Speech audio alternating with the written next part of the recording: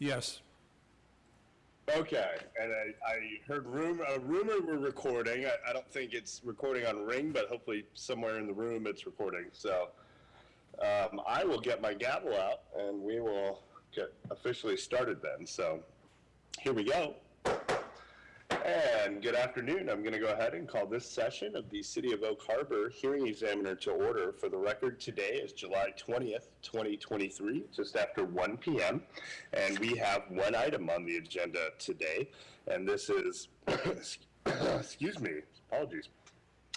This is case number 2306-0033, and this involves a request for approval of a conditional use permit, or CUP, to allow for essentially the construction and development of a fire station facility, government facility on property at 1250 Southwest Swantown Avenue here in the city of Oak Harbor. My name is Andy Reeves. I am a hearing examiner that the city has selected to hold certain land use application hearings like this one. And today it will be my role to collect evidence in the form of exhibits and testimony to determine whether this proposal is consistent with the city's comprehensive plan, zoning ordinances, critical areas ordinances, and then in this case, the specific requirements for approval of a conditional use permit under section 1920, 125, 195, etc. of the municipal code. To that end, and ultimately actually the specific criteria for conditional use, misspoke, but are in section 1967, 030 of the municipal code. But to that end, I received several exhibits in advance of the hearing that I had an opportunity to review. These include a staff report prepared by city staff, the conditional use application narrative and application materials themselves. This has been labeled as Exhibit 2. It's actually about a 200-something page PDF that has several sub-exhibits, which includes various technical reports specific to the sites, the site plan itself, information on, how stormwater would be addressed on site, other technical aspects of the project. So that would be Exhibit 2. Exhibit 3 is basic information on sort of zoning and the property and vicinity. And then finally, Exhibit 4 has been labeled as our public noticing documents, providing notice of the application as well as today's open record public hearing. So I'm going to go ahead and admit those exhibits into the record. Should anyone have additional exhibits they would like admitted into the record, let me know when it's your opportunity to testify, and I'll go ahead and address admitting additional exhibits at that time. All testimony today will be under oath or affirmation. That's because were my decision to be appealed under our state's Land Use Petition Act, or LUPA, the recording of today's hearing, as well as the admitted exhibits, would serve as the foundation for any such appeal. Finally, the order that we typically follow, and I believe we're going to follow today, is first I'll swear in city staff. Kind of everyone is city associated in terms of the project, but planning staff to give an overview of the proposal and the review process that led us to today. Then after we hear from planning staff, we'll hear from members of the applicant team, as it were, and that will be their opportunity to provide any additional information they feel that myself or members of the public should be aware of in advance of my making a decision on the proposal. Excuse me, then we will turn and see if there are members of the public interested in testifying, either remotely through our Ring Central app that we're having some challenges with, or in person at the council chambers, and they will have that opportunity at that time. And then if necessary and appropriate at the end, we'll turn back to the applicant and planning staff to respond to any such testimony. So that's the order we're going to follow. I thank everyone for being here. And with that, I will go ahead and get Ray Lindenberg sworn in on behalf of planning staff, and we'll get started. So Mr. Lindenberg. Yes. Okay, and do you swear or affirm to tell the truth in the testimony you give here today? I do. And if you could just state and then spell your name for the audio and explain your role here at the City of Oak Harbor. Yes, first name is Ray, last name Lindenberg, Lindenburg. I'm the senior planner, and I reviewed the application for the city to determine appropriateness for a conditional use permit. Okay, thank you very much. And did my rundown of, as inadequate as it was, of the exhibits, though, did that kind of track with what you were hoping I would look at in advance of the hearing today?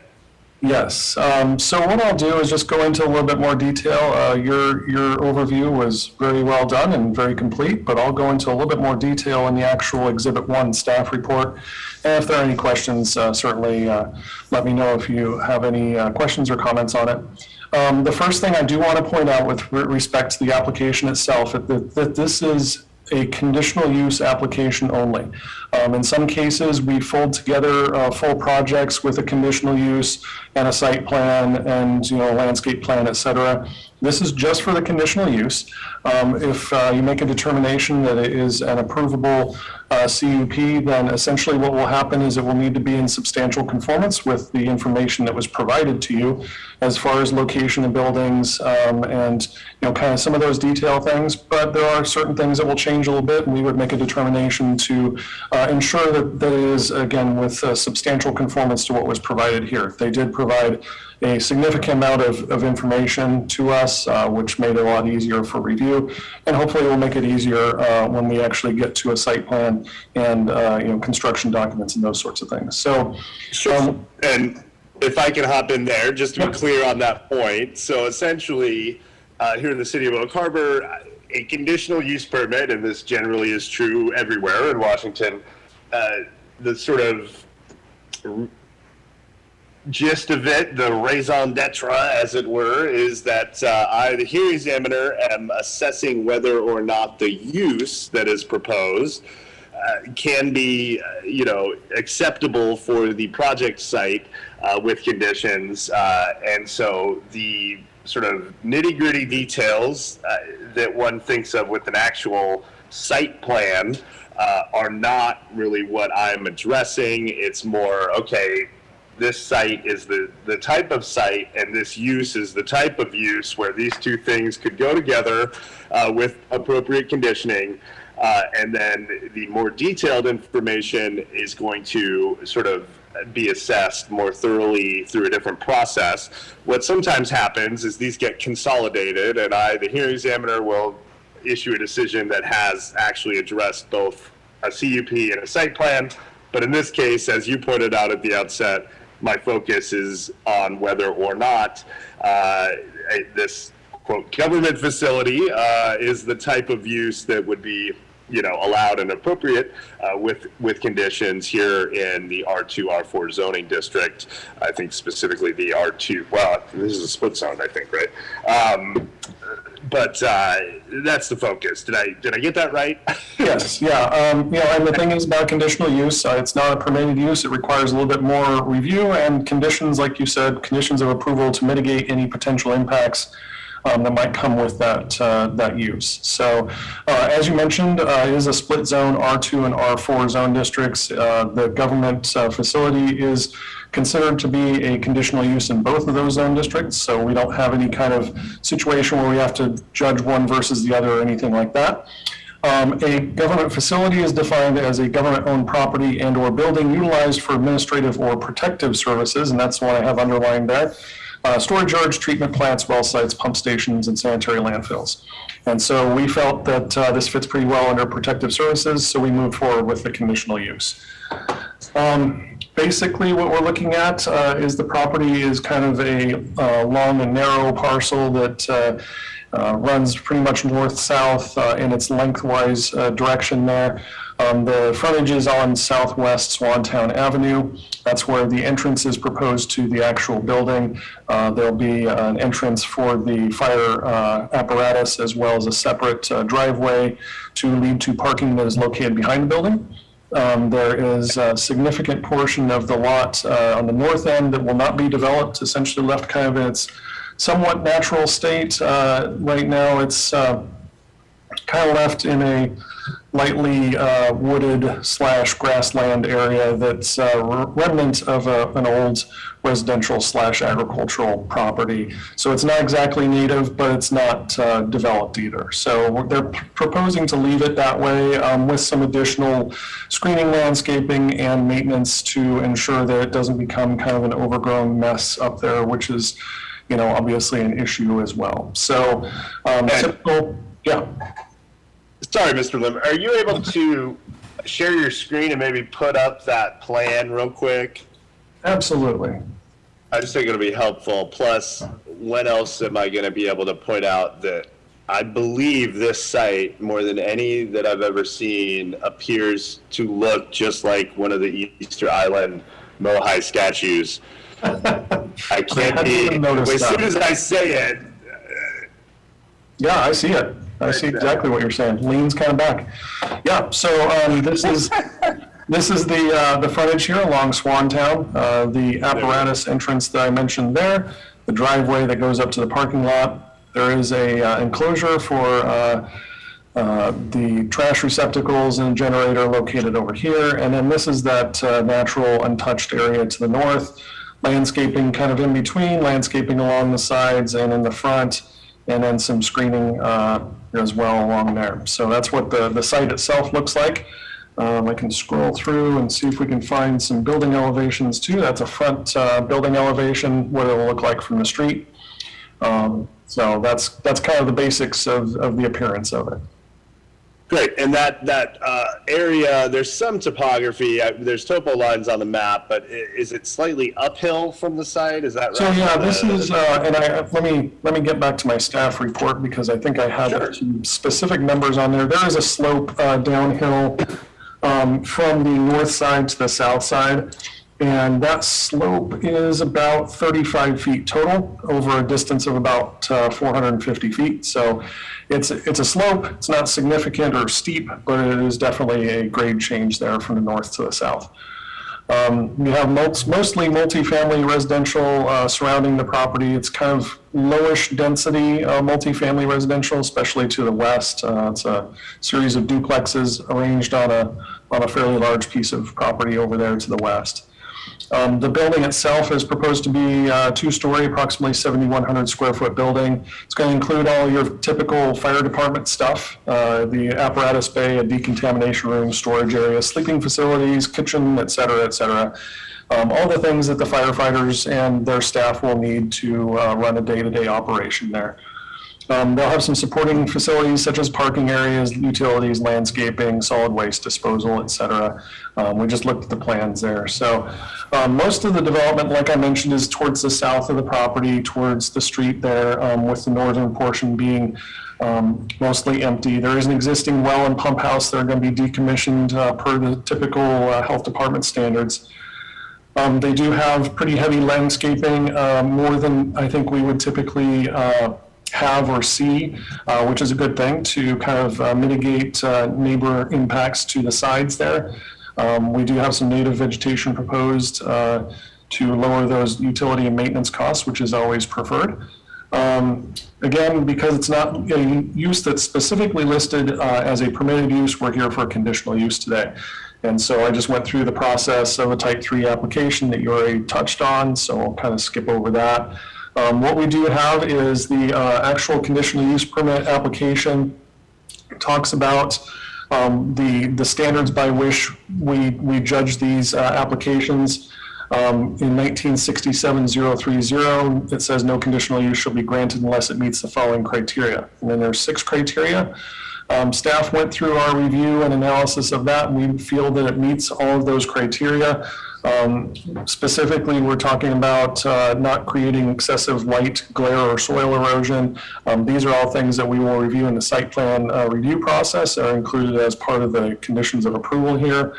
One of the questions was regards to excessive noise.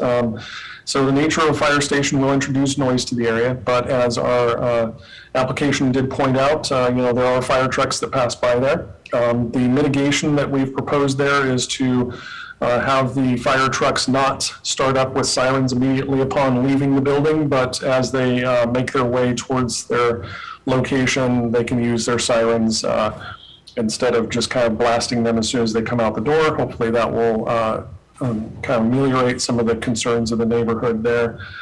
Again, one of the other things too is backing up when they come back, not having the reverse alarms going as they back into the building. So that's also a condition on there. So we have parking proposed, and there's no standards for a fire station on how many parking spaces they need. So we allow the applicant to essentially propose a number and justify those through their use case. And they've shown parking spaces on here. I believe that they're more than sufficient for what we have proposed. It doesn't seem to be excessive either, so I think we're right in that good point there. So the location of the proposed fire station is adjacent to all public utilities. The use of the property shouldn't create any negative impacts on water, sewer, electric, anything like that. So, or generate undue amounts of traffic in the area. As we noted in the purpose and intent statements, the two underlying zone districts are generally intended to provide space for residential neighborhoods. However, because this property is adjacent to a major thoroughfare and is in a location where this service is needed or where fire department service is needed, we generally feel that the provision of a government facility fits into that purpose and intent. And so, again, that's one of the criteria on there. Staff believes that the proposed use meets a key need for protective services in this area. We want to make sure that fire and health, life safety are being taken care of, and one of those ways is to make sure that we can reach people as quickly as possible. So this will be a good addition to the community based on that. A couple of things here that we feel that it does not negatively impact the provision of land for high-density residential. The parcel is kind of oddly shaped, as you noted, makes it difficult for efficient development of multiple residential units. Number two, the neighboring parcels have low to medium density, and those parcels could be reconfigured if we're, concerned about providing more residential units. There are other places very nearby that we can also do that. And then number three, the split zoning designation creates kind of a problem there because it is, number one, two different zones and also two different land use categories. If somebody wanted to rezone to bring that to an entirely R4 zone district, they would have to go through a comprehensive plan amendment, which takes a period of at least a year to do. So this feels like a good kind of way to utilize some land without taking up any of our capacity for residential, which is something we have to consider as well. So a couple of, or a few lists there. Yeah, go ahead. I'm going to interrupt at that point just because I did have a question about that. Do we happen to know where this came about? It's obviously a very strange shaped parcel, which happens, especially on islands, but it is, as far as I'm aware, a single parcel, right? But then we do have this split zone, right, and split comprehensive plan designation. Do we happen to know why that happened historically? It's not fundamental to my decision, but it's sometimes helpful to understand. Yes. So this is our zoning map right here. This is the parcel, these two pieces here. Presumably what happened is the R4 district was kind of outlined, in this general vicinity, and this was a different zone, and so it, for whatever reason, got split that way. We have a few lots in the community that are like that, a few parcels in the community that are like that. It happens. I think the consistent line here is kind of an indication of why that may be. This may have been a later rezoning to that R4 district. I'm not sure, to tell you the truth.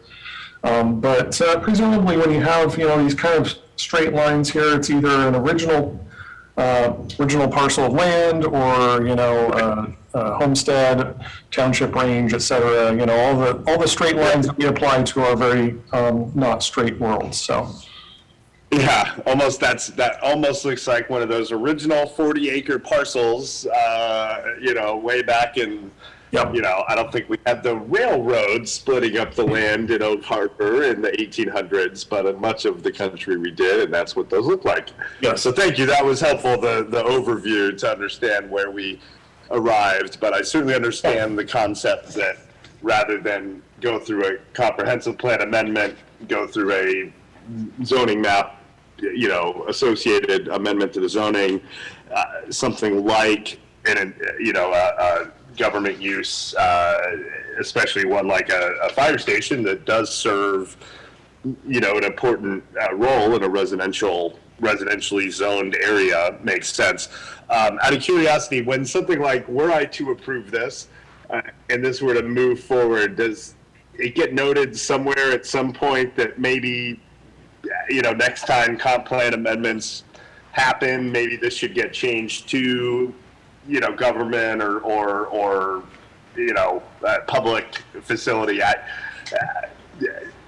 Not required. I'm just, you know, Right. trying to understand the process. Well, and you know, the thing is, to be perfectly honest, our other fire station is in the Public Facilities PF Zone District. However, I'm not sure what, you know, whether the chicken or the egg came first on that one. Because we're doing a conditional use, it doesn't really require that we put it in PF zoning. The other way about it is if the city had owned the parcel a long time ago and wanted to build a fire station there, maybe we would have changed it to PF a long time ago, but that's not how it worked out, so. Ray, Okay.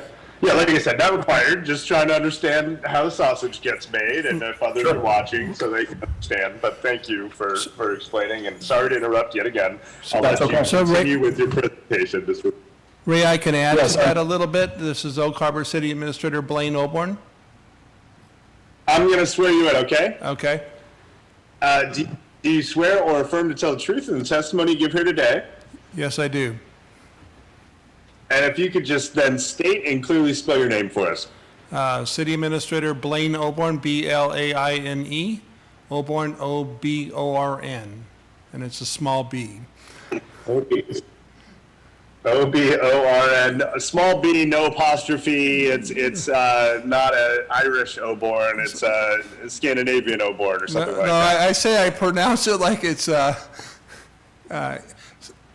Irish and spell it like it's English is how I kind of describe that. So, All right, well, thank you, Mr. Oborn. Go right ahead with your thoughts. yes, we had another fire station that was not the city's one that we just recently went through the comprehensive plan and moved it from a residential to a public facilities. We do not own the property right now. We have it under contract, and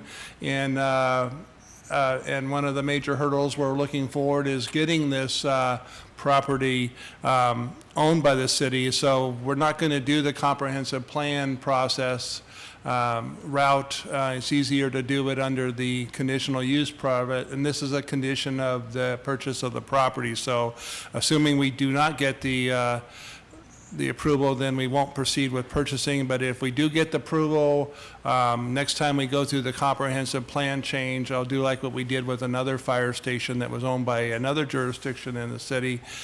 We will go through the comprehensive plan. Our intent is go through the comprehensive plan and migrate it to our public facilities, similar to our existing station and another fire station that's in the city. Got it. So thank you. That's kind of what I suspected. So to be clear on what you were saying, in this case today, the property owner is not the city itself. The property owner is 1250 Swantown LLC, and so the concept here being, you all have worked, the applicants, the City of Oak Harbor Fire Department has worked with the property owner. They've agreed, hey, this is the kind of thing we think will be a good use for the site. But rather than go through the somewhat arduous process, sometimes it can be, of changing the comprehensive plan and zoning, certainly can take some time. The thought was, let's see if we can get a conditional use permit, as step one. And if that goes through, and this thing gets built, then we'll talk about the property changing hands. And then once the city owns, the property, that would be then the point where theoretically it would be possible to move forward or desirable to move forward with updating the comprehensive plan and zoning map to reflect that this has become a public facility. Is that kind of an accurate assessment, Mr. O'Morn? Yeah, that is correct, and just so you know, we do have a property representative of the property owner here in the audience, so I can Excellent. affirm it, and it's not uncommon in these Okay, kind well- of processes to make the, conditional use or the design issue contingent upon the purchase, and that's what we have done. It's a fiscally responsible way to move forward. So, for both sides, to the extent that if that dastardly hearing examiner didn't approve it and you all had gone to the work to change the comprehensive plan and zoning maps, everyone would be left in a bad situation. You'd have to fire that guy, probably at some point. But joking aside, this makes a lot of sense to be, in terms of process. So thank you for clarifying. And did you have anything further, Mr. O'Morn, you wanted to add while we have you on the mic there? I do not at this time, but when you go through the process, there's another area I will interject. Oh, okay. We'll go back to Mr. Lindenberg and just sort of interject when it feels appropriate. So, Mr. Lindenberg, we'll go back to you for now.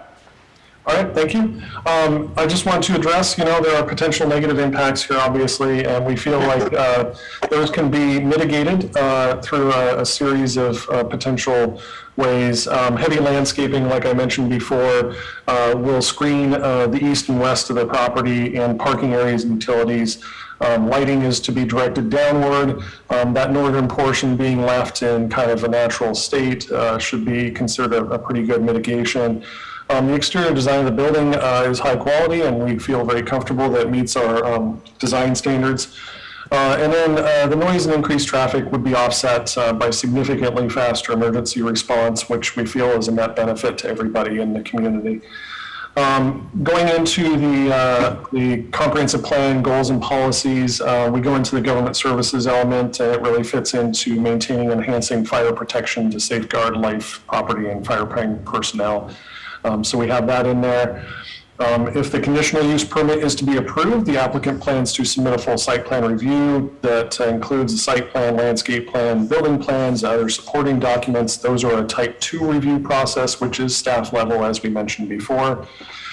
So those items are not up for consideration right now, but would be considered against any decision that you make today as far as conditions of approval, et cetera. So in conclusion, staff has reviewed the application and feels like it meets the standards and criteria that are set forth in OHMC 1967 for conditional uses, and that the proposed use, site layout, and design meets the purpose and intent of the R2, R4 zone districts and the municipal code and comprehensive plan. So that concludes my presentation, and I'm happy to answer any questions. Great, thank you. Just in terms of the State Environmental Policy Act, SEPA, you note in your staff report that the city determined this project did not ultimately require review under SEPA, i.e. that it was exempt. Am I correct in thinking that exemption is WAC 197-11-800 for minor new construction? As we're under a certain size threshold in terms of square footage, and there's no homes, it's a government, obviously, facility. The idea being, though, that, the review that sometimes would occur under SEPA, ultimately this was deemed exempt. Accurate? That is correct, yeah. And also, I'm sorry, I wanted to scroll down a little bit further to let you know that we have not received any public comments during the comment period or in the lead up to this meeting. So that is still a true statement based on the staff report that was sent to you last week. Sure. Oh. Am I still there? Okay. For some reason, my screen went blank. I don't know what happened there. Okay. One thing I wanted to check on, and I know that we apparently, Mr. O'Born might have some additional thoughts, but the question I sometimes have with, conditional use permits generally, government projects projects that might involve grant money, not that this necessarily does, it has to do with timing. There is a condition here that states that this permit must be acted on within a year of the date it's granted, otherwise it becomes null and void. Can you clarify what acted on means, and is there a mechanism to extend that, or could I grant more time just to be safe? I know that government is government, and everyone does what can be done, but it's often certain priorities get pushed and things happen, and I just don't want to have to come back, as it were, for a renewal CUP, because I think sometimes those happen, and we might have some coming up. The idea being, if there's a way we can bake in a little more time, just in case, I think that would be great. But any thoughts on that, Mr. So, we have interpreted acted on, quote unquote, is that the site plan or whatever process that kind of affects the actual construction or moving forward would meet that standard. So if you were to approve today and they were to bring in a site plan review application next July, then that would be acted upon. And then essentially what would happen at that point is they would function under the timeline that's under the site plan review process, not the conditional use. Okay. And do you happen to know, though, is there any, well, I know there's a process to come back to the hearing examiner to renew or re-up on a CUP, but, I feel like this is the type of project where if I've done the review, and you've done the review, obviously, and others have reviewed this, that it seems like we probably would not need to come back in a year if the only thing is that, for whatever reason, a site plan has not fully been submitted. Do you believe I, the hearing examiner, would potentially have the authority, were I to approve this, to grant longer than a year? Do you have any thoughts on that? So I'm looking at my my other screen over here that has 1967 on it, and I do not see any ability to change the 1 year or do an extension. So essentially, Okay. it will fall on the fire department to move with some authority there as far as getting things going. And honestly, I see no issue with that at all. They've been moving forward very quickly and very effortlessly in a way that you would expect from fire people. So it's good. Usually with a lot of intent, I would say. Haste, Yes. intent, not hasty, but, hard to say bad things about the fire department, I'll be honest. So that said, sometimes, worldwide pandemic happens, whatever, knock on wood, there won't be any issues. But I thank you for clarifying the thought on what acted on means. It doesn't mean we need a fully operational fire station within a year. The idea being, so long as the next step is moving forward, that would be the site plan review, and then after that, I assume would be building permits.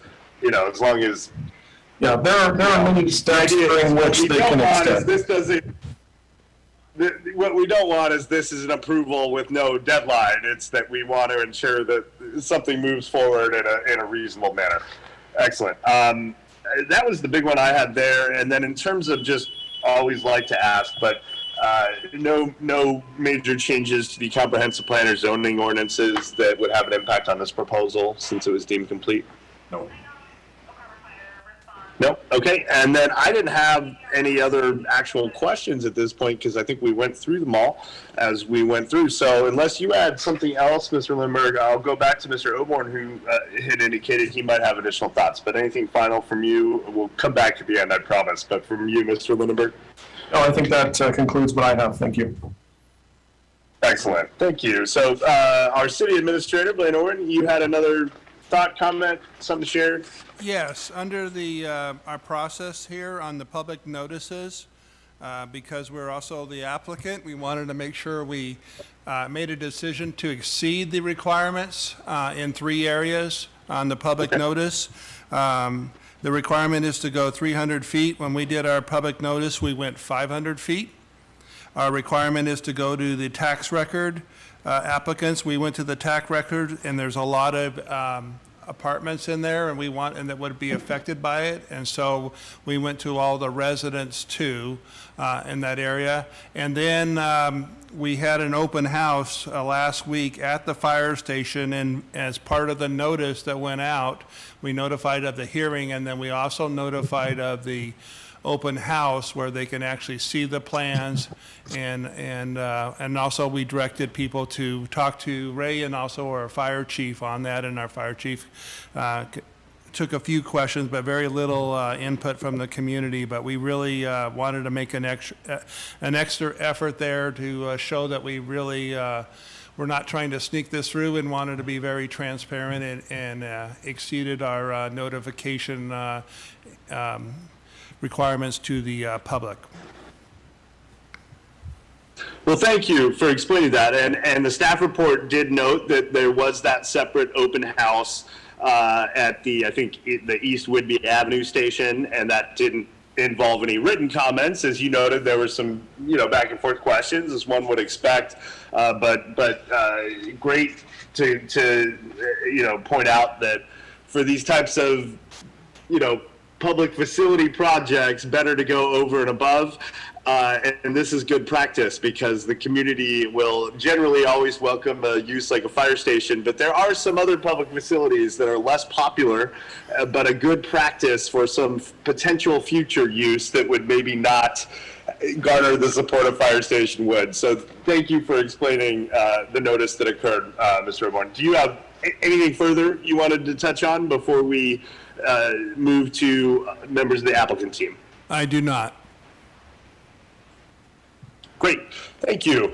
So at this point, I don't know if Fire Chief Ray Merrill is there. Yes, I am. Or if we have anyone specifically designated on behalf of the applicant. Yes, Ray Merrill, the fire And I chief, is can't- here. You're a disembodied voice somewhere, Chief Merrill, but I can hear you. You can hear me, very good. Okay? Oh, Are you ready for me to start chatting? now I'm going to swear you in. So you're not at the podium. I'm not sure where you are. I can't see you anywhere, but I can hear you. So that's okay. I'm going to have you raise your hand, or I'm envisioning your hand is raised. And do you swear or affirm to tell the truth in the testimony you give her today? Yes, I do. Thank you. And if you could just state and spell your name for me and explain your role. Ray Merrill, Merrill, and I am the fire chief for the city of Oak Harbor. Great. Thank you, Chief Merrill. So this is your opportunity then to present any additional information, clarify anything you think that I or members of the public should be aware of in advance of my making a decision on this proposal. Very good, thank you, sir. So this has been a long-coming project. It started over 10 years ago. We've done strategic plans and feasibility studies, and since 2006, it has been the recommendation of all of our studies that we construct a fire station in the southwest quadrant of the city. In 2016, we did a complete feasibility study, and there was 4 sites that were specifically mentioned in that feasibility site as a potential location for the fire station. We had researched all of the 4 facilities and the properties. For one reason or another, they did not work out properly. We became aware of the property at 1250 Southwest Swantown, actually by accident. And I spoke with the property owners at that time, and I told them what our intentions and plans were. And they were interested in selling as much as we were interested in purchasing. When we went to the final consideration of the property, there was some inherent design issues that we were going to have to take care of as far as the grades. We had worked with a company called Carletti Architect, and Tim Goodman is our architect of choice. He was able to design a beautiful looking facility that has a very residential look as you look at the front of it, and not a commercial looking building. The concerns we sent to Tim was, one was the size, the way it sat on the property. We were concerned about sound. We were concerned about lighting. We made sure that we didn't have splash lighting onto the next door neighbors. We were very concerned as Tim designed the building and did work with the electrical engineers to reduce the lighting to as minimal as possible as far as splash lighting off of the property. When we looked at the plans, we were looking at .1 candela on the exterior property lines. We looked at the design of the facility, and it has a residential look, even though it is a commercial building. But the design of the facility is one that is going to really augment the neighborhood and fit in well with the neighborhood. As a sidebar, I did meet with Regency, which is a retirement community just one property away from where we want to build a station, made our presentation as to what we were doing, why we wanted to do it, what the pros and the cons were. And one of the comments I got was, "What's taking you so darn long to get here?" And I thought that was a good comment because it is a senior living community and we do respond there frequently. One of the questions that was raised was siren noise, and we are concerned about siren noise. And as I brought forth to the individuals there at Regency, is North Whidbey Fire and Rescue, which adjoins the city of Oak Harbor, as you know, utilizes Swantown, so they have their siren noise already. The ambulance company that works here in the city, out of Whidbey Health, also responds up and down Swantown with their sirens. Of course, our fire engines from our current station will go up and down Fort Nugent and Swantown, so the siren noise already exists. And as I told the residents, we are very good neighbors, and we are very cognizant about sound, and we want to be good neighbors. And the design of the facility is such that is going to be a nice neighborhood fire station. It'd be a community focal point, and it'll be something that's going to serve the city for 50 years very well. I've got to thank the Lurches, the current property owners. They have been very amenable to working with us to get this property done. And I think in my years in the fire service, which well exceed 45 years, this has been an exciting project, and I think it's going to be something that's going to be very beneficial to the citizens of Oak Harbor. And we know that the growth of the city is to the south and southwest, and one of our primary functions as government is to provide public safety to all of our residents. And we need to get our response times down because of the location of our current fire station. And I think this is just going to be a great improvement to that southwest quadrant of the city. Okay, did that conclude your remarks, Yes. Chief Merrill? Yes, sir. Thank you. The only question I had, and it sounds like you are all ready to go and move forward, but that issue I brought up with Ray Lindenberg about timing, do you have any timing issues, or as far as you're hoping as soon as the hearing examiner, issues a decision, if it's a decision for approval, you all would be ready to keep going with next steps, i.e. the site plan, and you're not waiting on a grant from some obscure, entity to come in, or, meaning that the 1 year time limitation for CUPs, as far as you're aware, Chief Merrill, doesn't seem to be an issue. Is that accurate? That is correct. In 2022, we went to the citizens for both a bond and a levy for operational expense and a bond for capital expenditures. The citizens approved both of those with better than 62% approval ratings on both the bond and the levy. We have the funds already available. We don't have to wait for funding. Again, working with Carletti Architects, we've already got our preliminary site plans. We've already done engineering studies. We've already got the engineering designs. We already know the layout of the facility. Once we've received the approval and we sign the final paperwork with the Lynches, it will not be very long until we're moving dirt on that property. Okay, so pressure's on me, it sounds like. So it sounds like you're ready to move forward. I think everything's pretty clear. The materials provided were thorough, makes sense. Thank you for the background. again, in terms of, looking at multiple options, none seemed to work. And then this, kismet, it worked out perfectly. It sounds like, to find a site that seems to work for you all. The only question at this point I would have would be, you had an opportunity to review those recommended conditions of approval in Mr. Lindenberg's staff report. Is that right? That is correct. And no issues or concerns or anything you were hoping for clarification on? That is correct. Okay, well then I don't have anything further question-wise for you. Do you have other members of your team, as it were, you were hoping to call on before I move to members of the public? Well, I did, and of course with the fire service, you never know when we're going to leave, which they did. I can be honest, this is one of those projects I wasn't overly worried about, again, happy to hear from others. I know we do have one of the property owners there. Happy to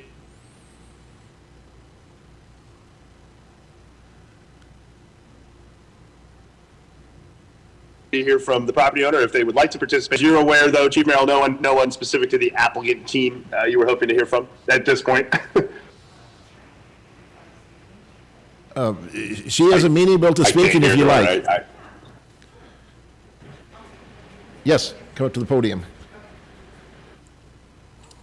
Oh, okay. We might hear from our property owner. I think one of the property owners. Hi. Hi. Hi. I don't. Okay, I'm gonna swear you in. Do you swear or affirm to tell the truth in the testimony you give here today? Yes. Thank you. And if you could state and spell your name for the audio. Certainly. It's Corrine, C-O-R-E-E-N, Lerch, L-E-R-C-H. C-O-R-E-E-N, correct? Correct. And Lurch, L-U-R-C-H? L-E-R-C-H. It's German. Thank you. See, the audio is not awesome today, but we'll get it done. So, Corinne Lurch, my understanding is you are one of the members, I suppose, of I think it's called 1250 Southwest Swantown Avenue, LLC, but the property owners. Is that accurate? Yes. Okay. Well, thank you for being here. Any additional thoughts, information you wanted to share? Happy to hear from you. Thank you. So my husband, Tom, and I purchased this property in 2009 with the intent of building a multifamily development there. And as such happened, our lives were very busy raising kids and with our construction company. And so that project kept getting put on hold. And we knew that we were going to have to work with the R2, R4 zoning piece of that and work to get that all changed in the comprehensive plan. And so that's just been sitting there. And then when Mr. Merrill came to us back in 2016, I think it was about that time when we started this whole thought process, we felt that while we really would have loved to have been able to have developed that ourselves, that one of our primary goals was to do something useful for the city of Oak Harbor, whether it be providing residential property or, in this case, creating a fire station. And so we are really honored and proud to be able to do this for the city of Oak Harbor and for the residents of that area. I'm a realtor here in our community, and I know the importance of public safety and fire safety for all of our community members. And so for Tom and I, when the whole thing started, it was pretty much a no-brainer. And when we were able to get this under contract in March, we've had a long feasibility period. We've given the city a long time to do that because we knew that they had multiple steps and that in government, those things take quite some time. And so we really wanted to give them the opportunity to fully determine whether or not they were going to be able to utilize the property as a fire station. And so I'm coming to you to say, a conditional use permit would be a lovely thing for the fire station so that we can then close as scheduled and they can get moving on this project, because I would really love to see that property be developed and to provide our community with something that's so very needed and necessary. So thank you. Well, thank you so much. I have one question. It's a simple one, and I bring a little levity sometimes. I noticed the polka dot dress, at least from my screen, looks like similar to a Dalmatian style. Oh my gosh, I didn't even notice that. I didn't think Dalmatian about at a it. fire station. I don't think it's blue or black, but was that intentional? That was Not my at all. question for you. But now that you said it, well played by me, right? I thought it was a brilliant, very subtle thing I pointed out, but no, thank you. I appreciate your testimony. I am glad that this is, it's great to hear from citizens that support government, like you all are trying to do. And while I certainly also agree housing is a huge need, I think you can acknowledge, and as Mr. Lindenberg discussed, with a weird property like this, between its interesting Easter Island statue head shape and the split zone and everything else, it seems like this worked out pretty great for all sides in Yes. terms of, something that will benefit the community and hopefully, work out for you all. And it sounds like your plan is, if this all goes through, you guys will, not that you need to get into any detail on today, but you guys plan on conveying this property, to the city, Correct. and they can rezone and recomp plan if they want. But sounds like, this is the plan and it all worked out. Am I grasping all that? Yes, thank you. And thank you for your consideration. You're welcome. Thank you very much. Okay, do we have any other members there in the audience, in the room, interested in participating? I can't. We do not. We do not, and any others that have joined us remotely? I don't believe so. I know we do have some folks that were available. I'm pretty, confident I've heard what I need to heard. I've heard what I needed to hear in order to make a decision. Happy to hear from others, but Ray Lindenberg, did you have?